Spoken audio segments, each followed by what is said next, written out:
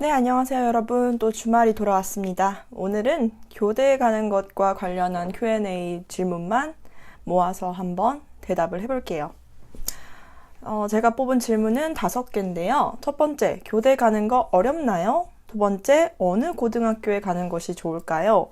세 번째, 고등학교 성적이 어느 정도 나와야 교대 갈 수 있을까요? 네 번째, 지금부터라도 열심히 하면 될까요? 다섯 번째, 임용고시 치기 전에 학교 다닐 때 무엇을 해두면 교사가 되는데 도움이 될까요? 였습니다. 첫 번째, 교대 가는 거 어렵나요? 이거는 자기 성적에 따라서 너무 달라지는 문제죠. 그 해의 교대 희망 인원이 얼마나 많냐에 따라서 경쟁률이 나눠지고요. 그리고 성적이 원래 좋은 학생들은 교대에 가는 게 별로 어렵지 않을 거예요. 하지만 성적이 중하위권이라면 좀 어려울 수도 있죠. 상위권에 드는 친구들은 아주 어렵지는 않겠지만 해당 연도의 교대 경쟁률이 많이 높다면 어려워질 수도 있는 거고요. 네이버에서 그 교대 입학 성적 이런 식으로 쳐보시면 자신의 성적과 그 후기를 올려놓은 글들이 꽤 있더라고요. 그래서 한번 검색해 보시면 좋을 것 같고, 솔직히 성적은 굉장히 다양해요. 제가 다닐 때만 해도 스카이에 붙었는데 그걸 가지 않고 교대가 꿈이어서 교대로 온 친구들도 있었고요. 그리고 제가 찾아보니까 블로그 후기에도 나 서울대 합격했는데 교대에 왔다 이렇게 올려주시는 분들도 몇 명 봤거든요. 그런데 보통은 경쟁률이 매우 높은 해를 제외하고는 평균적으로 스카이까지는 아니고 한 중상위권 대학, 서울의 중상위권 대학에 입학할 수 있는 성적 정도면 추가 합격까지 생각했을 때 교대에 오실 수 있다고 생각하면 될 것 같아요. 왜냐하면 교대도 이제 다양한 교대를 여러 개 넣는 분들이 많기 때문에 그 원하는 지역의 교대를 가고 나면 그 공석이 생겨서 추가 합격이 꽤 많이 되거든요. 두 번째 질문, 어느 고등학교를 가면 좋을까요?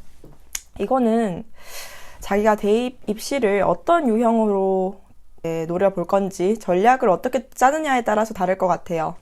내신이 중요한 수시를 지원한다.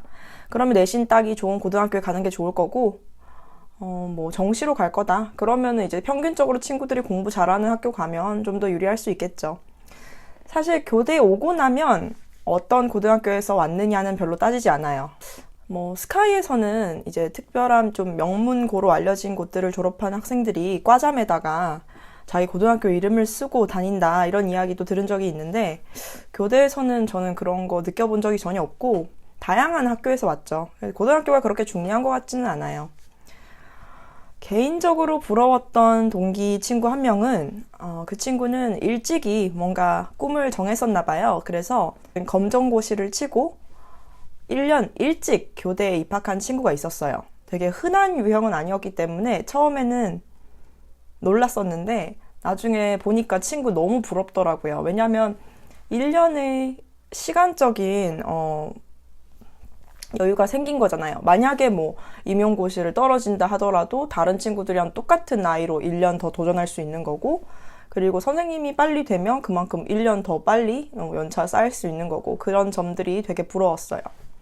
그래서 제가 시간을 돌린다면 나도 검정고시나 쳐볼까, 그리고 원하는 진로를 더 빨리 선택했으면 좋았을 것 같다라는 생각도 하는데, 고등학교를 다녔을 때 장점도 있으니까 이거는 그냥 사람에 따라 다를 것 같네요. 세 번째 질문은 고등학생 친구들이 많이 물어봤었어요. 성적이 좀 안 좋은데 지금부터라도 열심히 하면 교대 갈 수 있을까요?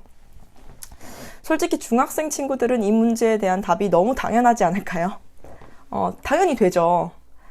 중학교 때는 내가 조금 늦었다고 생각하더라도 아직까지 고등학교 생활이 멀리 있잖아요. 좀 늦었다는 생각이 들어도 마음 잡고 기초를 다지는 데 충실하고, 그리고 고등학교 생활 공부를 열심히 하면 충분하죠. 중학교 때까지 잘 못하다가도 진짜 마음 잡고 고등학교 가서 공부를 시작해서 서울대에 가는 친구들도 있는데 교대를 못 가겠어요. 고등학교 3학년이 됐는데 내가 지금 성적이 많이 모자라요. 정말 교대 갈 수 있을까요? 이렇게 묻는다면 조금 어려울 수는 있죠. 근데 뭐 공부에 진짜 그 1년을 완전 올인하면 또 안 될 건 없죠. 그런 역전 스토리들 꽤 흔하잖아요. 근데 만약에 그게 또 엄청난 의지나 운이 따라주지 않으면 또 힘든 거라 바로 성공하지 못할 수도 있죠. 그럼 어떻게 해요? 재수합니다. 만약에 진짜 교사가 되고 싶은 마음이 있으면 재수하시면 되죠. 정말 평생 이 직업에 종사하고 싶다면 인생에서 뭐 1, 2년 늦는 거는 진짜 별일이 아니더라고요. 왜냐면 교대를 다른 학교를 막 다니시다가 진짜 선생님이 되고 싶다는 생각을 하고 뒤늦게 오시는 분들이 굉장히 많아요. 심지어 뭐 삼성이나 이런 대기업을 다니시다가 오는 분들 너무 흔했거든요. 그래서 만약에 다른 대학교를 그냥 점수 맞춰서 아무 데나 갔어요. 내 꿈은 교대인데. 그랬는데 그 학교에서 몇 년 다니는데 적응도 못하고, 그럼 적응하는 동안 정신적 스트레스 크겠죠? 그다음 결국에 나는 또 교대를 가야겠다 하고 그 학교를 그만둬요. 그러면은 뭐 그때까지 보낸 시간과 돈과 그것도 아깝고, 또 교대 오려면 다시 수능 공부해야 되니까 그 시간도 들 거고, 그리고 교대 와서 또 4년 보내야 되고, 이렇게 시간이 많이 돌아가게 되잖아요. 그러니까 만약에 내 꿈이 정말 확고하다, 난 교대 정말 가고 싶다 하신다면 지금 좀 늦게 결정을 해서 재수를 하게 되더라도 재수해서 바로 교대로 오는 게 더 시간과 돈, 노력을 절약하는 방법이라고 생각합니다. 솔직히 서울대는 못 갈 수도 있어요. 재수해도 서울대는 못 갈 수도 있죠. 근데 하지만 공부에 정말 매진하면 한 1, 2년 늦을 수는 있어도 교대는 충분히 올 수 있다고 생각합니다. 제 생각에는. 할 수 있어요. 그러니까 너무 일찍 꿈을 접지는 마세요. 진짜 교사가 되고 싶으면. 마지막 질문. 임용고시 치기 전에 학교 다닐 때 뭐를 해두면 좋을까요? 임용고시 시험을 치는 것만 생각하면은 한국사 시험을 대학에 들어가고 나서 그 유효 기간을 생각해가지고 미리 따두면은 4학년 됐을 때 훨씬 마음이 여유롭겠죠. 그리고 그때 뭐 1, 2, 3학년 때 임용 관련 이론서는 봐봤자 눈에도 안 들어오실 거예요. 그냥 전공 수업 열심히 들으시고요. 그리고 초등학생과 만날 수 있는 기회를 어릴 때부터 많이 늘리면 좋아요. 뭐 중고등학생 친구들은 뭐 초등학생과 관련한 봉사활동을 할 수도 있을 거고, 대학생 여러분들은 초등학생을 과외를 한다던가 교육 멘토링을 한다던가, 그렇게 해서 아이들이 요즘에는 뭐 교과서에서 어떤 걸 배우는지, 그리고 아이들 나이대별로 특성은 어떤지, 아이들이랑 같이 어울리고 지도할 때 내가 어떤 식으로 말하고 어떤 식으로 행동했을 때 아이들이 나를 잘 따르더라, 아이들과 좋은 관계가 형성되더라, 이런 걸 경험을 통해서 알게 되면 나중에 교육 논술 쓸 때도 좋고 진짜 교사가 됐을 때도 도움이 많이 되죠. 선생님으로 살아갈 때를 생각해서 학생 때 뭘 하면 좋은가 라고 생각을 해봤을 때는 솔직히 말하면 진짜 어떤 경험을 하든지 도움은 다 됩니다. 교사는 진짜 경험이 많을수록 좋은 것 같아요. 꼭 성공한 경험뿐만 아니라 실패한 경험도 많으면 많을수록 좋다고 느끼는데, 왜냐면 우리가 아이들을 지도할 때 힘든 아이들은 보통 항상 뭐 선생님이 터치를 하든 말든 잘하는 아이들이 아니라 좀 마음이 우울하고 뭘 하든지 좀 의욕이 없고 힘들어하는 친구들을 지도할 때 어렵다고 느끼잖아요. 그런데 매번 성공만 하고 난 늘 잘해왔던 선생님들은 그 아이들의 마음을 이해하기 힘들 수 있죠. 그런데 나도 실패를 많이 해봤고, 그때 뭐 이렇게 의기소침해지는 기분도 느껴보고, 또 남들도 만나기 싫고 누구 말도 안 들어오고 이런 경험이 있다면 그런 아이들을 봤을 때 조금 더 그 아이들을 포용할 수 있고, 지도를 하는데 내가 예전에 이런 경험이 있었을 때 어떤 말을 들었을 때 기쁘더라, 뭐 이런 경험들을 살려서 지도하는데 도움이 되겠죠. 그래서 왜 과외 받을 때도 늘 공부 잘해왔던 선생님보다 좀 공부를 뭐 뒤늦게 마음 잡고 했던 선생님들, 뭐 그런 분들이 우리가 더 이해하기 쉽게 잘 가르치시는 경우가 있잖아요. 왜냐하면 자기가 이해 못했던 것들을 이해를 하니까. 그런 거죠.